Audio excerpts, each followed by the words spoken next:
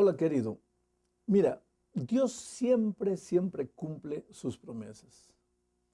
Si en este momento tú te sientes medio abandonado, medio como que Dios se olvidó de ti, quiero que recuerdes esto. Dios siempre cumple sus promesas.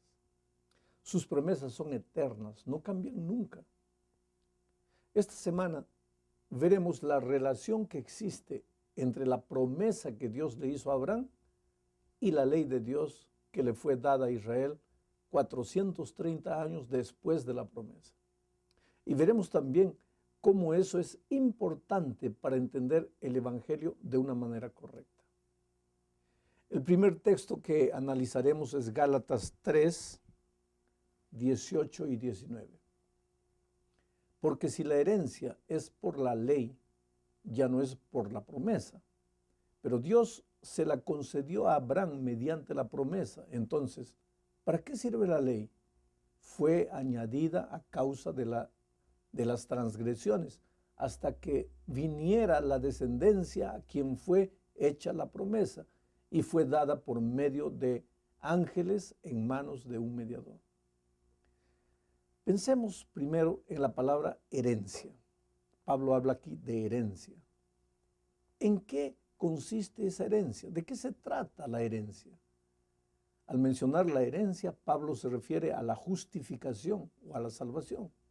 Y dice, la herencia, o sea, la justificación, la salvación, es por la promesa y no por la ley. Porque si fuese por la ley, entonces, ¿cómo se le dio la herencia a Abraham si todavía no había ley en el tiempo de Abraham? Por lo menos no existían los 10 mandamientos. Entonces, ¿para qué sirve la ley? Pregunta el propio Pablo y responde, fue dada por causa de las transgresiones. Querido, la ley de Dios siempre existió. La ley de Dios es eterna porque es el reflejo del carácter de un Dios eterno. Si no hubiese ley, Adán y Eva no habrían pecado, porque el pecado es la transgresión de la ley. Y si ellos pecaron, entonces había ley. Solo que la ley en el tiempo de Adán y Eva no estaba escrita en tablas de piedra, estaba escrita en el corazón de ellos. Y la obediencia a esa ley era la expresión de amor de ellos hacia Dios. Pero después que el pecado entró al mundo, y a medida que el pecado fue aumentando, el ser humano se fue olvidando de esos principios eternos. Entonces fue necesario que esos principios fuesen escritos en tablas de piedra. Por eso Pablo dice, ¿para qué sirve la ley? Fue añadida por causa de la transgresión. Pero el énfasis de Pablo es en la promesa que Dios le hizo a Abraham.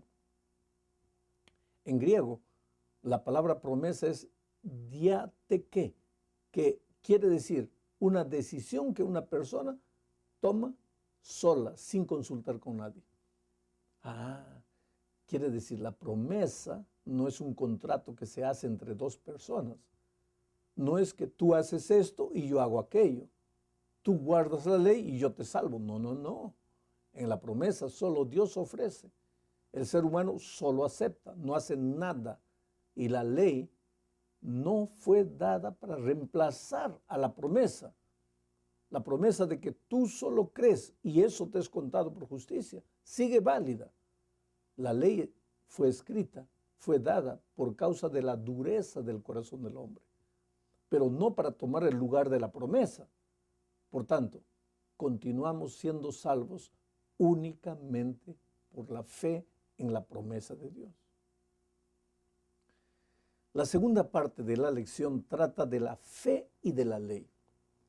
Recuerda que Pablo escribió la epístola a los Gálatas porque ellos habían aceptado la falsa idea de que el ser humano se salva por la fe, pero también se salva por las obras de la ley. Bueno, para sacarles esa idea de la cabeza, Pablo presenta algunas declaraciones contundentes en favor de la fe y solo de la fe. Por ejemplo, Gálatas 2:16 dice, sabiendo que el hombre no es justificado por las obras de la ley, sino por la fe de Jesucristo. Nosotros también hemos creído en Jesucristo para ser justificados por la fe de Cristo y no por las obras de la ley, por cuanto por las obras de la ley nadie será justificado.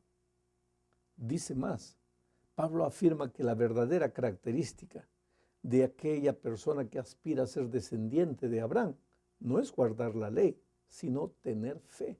Mira, eso está en Gálatas 3:7. Sabed, por tanto, que los que tienen fe, estos son hijos de Abraham. Bueno, este énfasis en la fe que Pablo hace es que provoca el hecho de que muchas personas crean que para Pablo la ley de Dios ya no tiene validez. Quiere decir, Cristo murió y clavó la ley en la cruz y ya no hay más ley para el cristiano. Pero querido, esa idea no tiene fundamento en las epístolas de Pablo ni en la Biblia. Al contrario, mira lo que Pablo afirma con relación a la ley. En Romanos 7, versículo 12 dice, de manera que la ley a la verdad es santa y el mandamiento santo, justo y bueno. Otro texto, Romanos 3:31. Luego, ¿por la fe invalidamos la ley? De ninguna manera, más bien confirmamos la ley. Oh, querido, Pablo en ningún momento se coloca contra la ley, ni dice que la ley fue anulada. Lo que Pablo hace es colocar la ley en el lugar correcto. Veamos lo que dice en Romanos 7:7. ¿Qué pues diremos? ¿La ley es pecado? De ninguna manera. Pero yo no conocí